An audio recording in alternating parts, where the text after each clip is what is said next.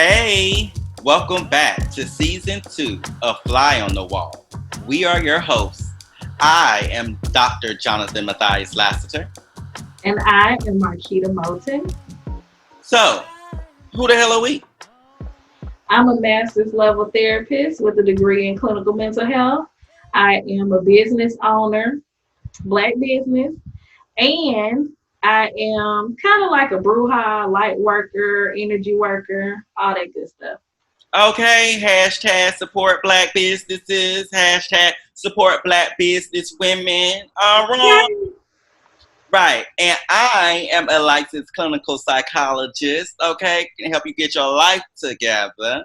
A professor, award-winning author, and trying to get my Twitter followers up. So follow me at MattJL, if you will. Okay. Okay? So, what we talking about today, Keita? Well, you know what, Jonathan? It's an election year. Yeah. So I think we should talk about how, regardless of who's in the White House, who's in Congress, who is in your local government, it's important for us as a Black community to continue business as usual. Oh, now that, honey, I got to take a deep breath on that one because that is what we call a word. Okay? Yeah, I mean, it's true. Business as usual. We still have to take care of ourselves. We still have to exist in this world. We still have to fight for a voice. It doesn't matter who is allegedly representing us in the government. There's still a fight to be won for us in this country. So business as usual. As usual. No, you're right, though. Like, when I really think about it, you know, I get discouraged when I think about the election year, because I don't think anyone could have known it would be this horrible, or as you like to say, horrible. because Right. I knew that the entity would be bad, but I didn't know the entity would be this bad. You know, and like you said though, as Black people though, we used to make it some not nothing, making $1.15. So I wasn't like too concerned, you know, as a Black person, because I was like, well, shoot, when Obama was in, when Clinton was in, you know, my family was still, you know, hustling, you know, and grinding. So we just gonna continue to do more of the same. But I have to say that this administration, this time in office of the entity, has been particularly emotionally and spiritually draining. Oh my God. So, It really has. what does business as usual look like now? Well, to be completely honest, I have a tendency to be politically apathetic. I Mm-hmm. do vote, but the political apathy I'm talking about is I have a general mistrust that any political official or whatever will keep their word to us. So all the campaigning and all that stuff, it really doesn't mean much to me Mm-hmm. because I think that there's a lot of hand washing and back scratching and all that kind of stuff that goes on and we have no awareness of. So I do vote. I will be voting in this election as I have since I was old enough to vote. Yeah. However, like you said, making sure that we're maintaining our own mental health, maintaining our own sanity, building these businesses, writing these books, painting, and all that kind of stuff that fuels us, that feeds our spirit. That's business as usual to me. So it's just a matter of being involved to the degree that you're comfortable being involved because it can be cumbersome, Yeah. but also being true to yourself and what is important to you and your personal life. Because ultimately, whoever's in office, you still gonna have to live every day. So, Yet another word.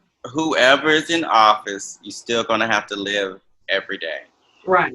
And so, right, so that means continuing to fortify ourselves spiritually, emotionally, and trying to get these coins as possible, right? Exactly. Because it's been really difficult for a lot of us Black folks out here, because we have some of the highest number of COVID cases because we have a higher proportion of us working jobs that you can't really take off, Well, that's part of it now. Let's be real now. Some people just being blatantly irresponsible. I have seen so many parties on Instagram, and I mean packed to the brim. And I'm just like, really? I saw this meme that said, to black people, quarantine means only hanging out with the people you usually hang out with. And I was like, yeah, that's accurate. But in that case, I guess I've been quarantined my whole life. But You no, know, the hermit is your archetype. it's true. It's true. Mm-hmm. But going back to, business as usual, taking care of ourselves. So I know for me, limiting social media intake, limiting news intake, because I don't want to hear about the entity every day. I don't want to hear about Black people getting killed every day. I don't want to hear about the cops still not being arrested for Breonna Taylor every day. Those things are important, don't get me wrong. Mm-hmm. And I know that I have some sense of what's happening, but I don't need the details each and every day. And that's part of the way in which I fortify my mental health. It's by keeping some distance between me and the noise of the world. Yeah, I completely agree with that. I think that one great thing about rising generations and, older generations is that the gaps are bridged by those who are new. And I feel like these situations that you were just mentioning, they're not new to us, unfortunately. They're not new to us. And so for those of us who are a little bit older, like, I consider us to be, well, I know we're millennials, but we're like older millennials, I guess. Right. Mm-hmm. And those who came before us, it's not new.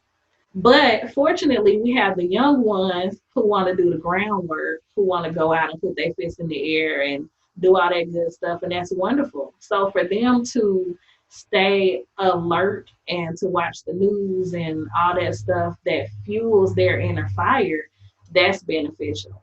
For those of us who have been here a little bit longer, Yes. sometimes it better serves us to not engage in those things. I'm also naturally an introvert. Mm-hmm. So disengaging from things that involve crowds, whether they're internet crowds or live and in color crowds, I just have the tendency to do more of my own thing.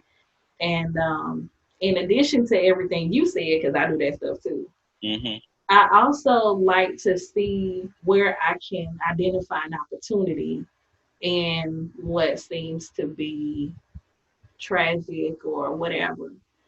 I think that one great thing that the entity, as you call Fortified, is doing for those of us who are aware, it is revealing all the cracks in the pavement.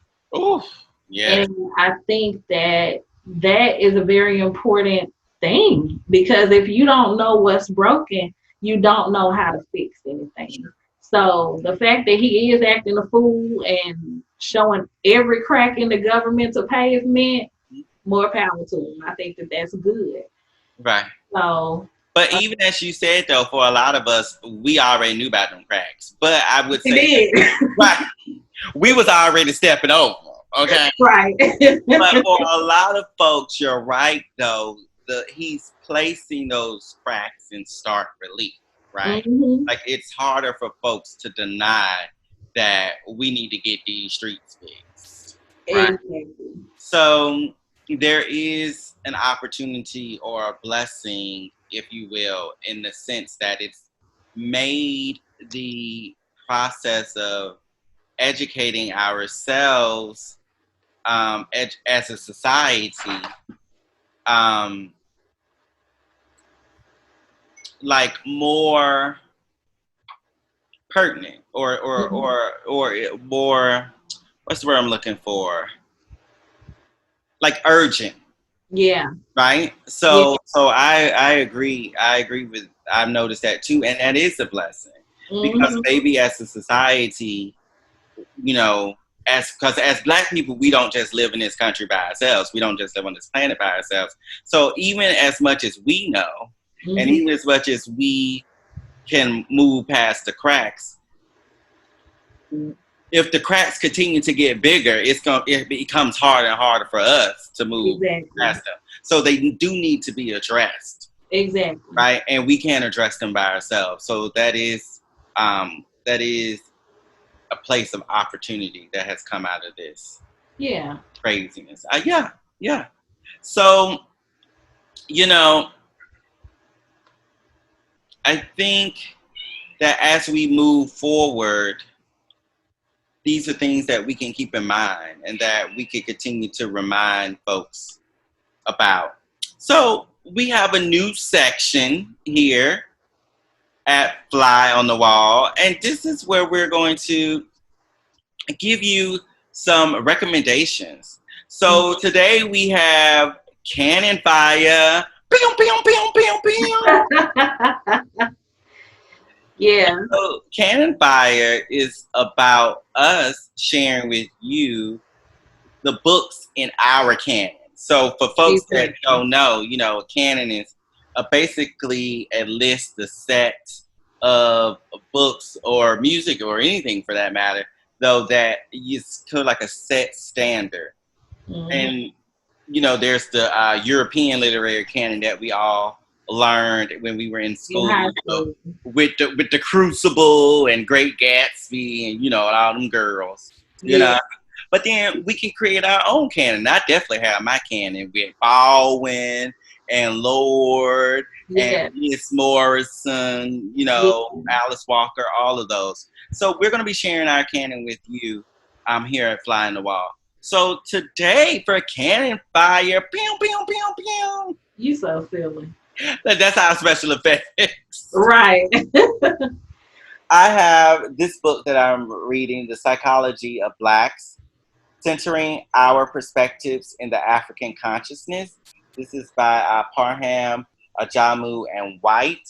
And all three are Black male clinical psychologists.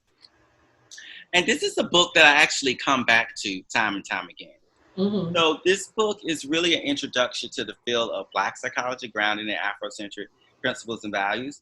Because we went to school, and when we went to school, we was learning all the white boys, and so Exactly. and the white boys are not completely useless, but Right. they also don't center spirit the way that we do, the way that a lot of Black folk and people of color do, right? But this book really grounds mental health in the spiritual and in the African values and in the Black lived experience. So I recommend it to everyone. So that's my recommendation for Cannon Fire this week. Okay. I think that's good. And I love that you said, all the white psychologists that we learned about in school are not completely useless. But Yes. we're also not going to pretend like they were the first to examine the workings of the mind and the spirit, nor are we going to pretend like their information is complete because it is not. Oh. So, for the completion of this spirit of color, that which this vessel houses and your vessel houses, we do need something that is more in depth and more ancient. So I like that you chose that particular book as our Cannon Fire for this week. And also, you guys should know that the Cannon Fire is about building your own cannon, but it's also about using these tools to fire your spirit, to fire the intensity within you to examine your own mental health and well-being. Yes, yes.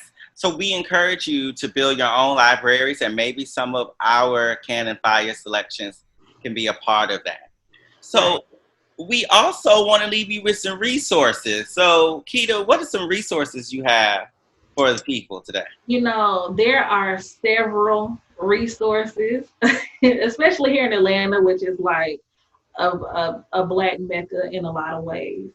But one that everybody has access to as long as you got the internet, and I think is great, is Pinterest. A lot of people don't realize that Pinterest is about more than just crafting. You can put in get to know myself or um, developing inner awareness and things like that. And Pinterest will bring up different pins that have questions that prompt you to examine certain things about yourself. So I think Pinterest is a great source for everybody. I love that idea because sometimes it's about not just saying or do or speaking, which speaking is important. That no that word power, we create that way, but also seeing and visualizing can help as well. And I think Pinterest has a lot of great images or things that can spark additional imagery there. So I love that, especially when we're talking about fortifying ourselves spiritually and mentally. A lot of that is about creating ourselves. Really, mental health, especially from an Afrocentric point of view, it's about self-definition. So creating ourselves through self-definition.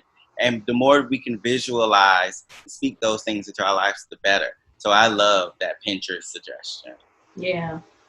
So, just to wrap it up for the people and bring it on home, before we open the doors of the church house. We're going to do a replay. We going to do a replay. No, but, I just wanted to, again, just highlight those tools, right? So one, I know I said mine was putting some distance between me and social media so that I can make the space and news, right? So I can make the space for my mental health, my spiritual growth. And you mentioned. Oh, that's my cue. That's my cue to mention. That's so cute to mention. Basically continuing to do what you've been doing.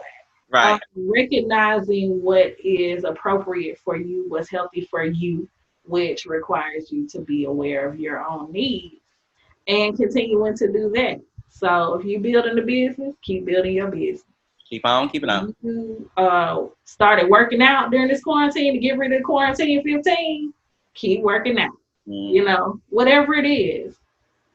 Yeah, well, you reminded me of Auntie Gladys, because they had the Gladys and Miss LaBelle versus last night. You said you got to keep on keeping on. Yeah. So, so that's what you reminded me about. But yes, right. And I think the other thing that you mentioned was, finding the opportunity in even these. Oh, absolutely. Yeah, finding the opportunity. I was laid off a couple of years ago, and for a while, it felt bad. But then I was like, you know what? I'm free. What am I going to do with my freedom? So, you start thinking about other things. There are a lot of people who are using this time to build businesses or develop new skills or just try something they've always wanted to try, but just never had the time or energy to try. So, yeah, find the opportunity. Yes, find the opportunity, child, which is sometimes easier said than done. But as we say all the time, healing is work. So absolutely. Don't shy away from it. All right, so I think that's it for today. What you think? I think that's it too. I think we gave them plenty. So, as always, please like, share, and subscribe so that you can be aware when new content is uploaded. Right? Share this with your friends and your mama and them, because we all need a little help with our mental health. And when do you have the opportunity to have not one but two Black trained licensed professionals to help you with your mental health from a Black perspective? That's rare. So make sure you watch it, not once, not twice, but 3 times, and share it with someone, okay? So So thank you all for joining us on Fly on the Wall. We'll Love see you, you Keita. next week. Love you too. And see you next week. Bye. Bye. All my trials will be over.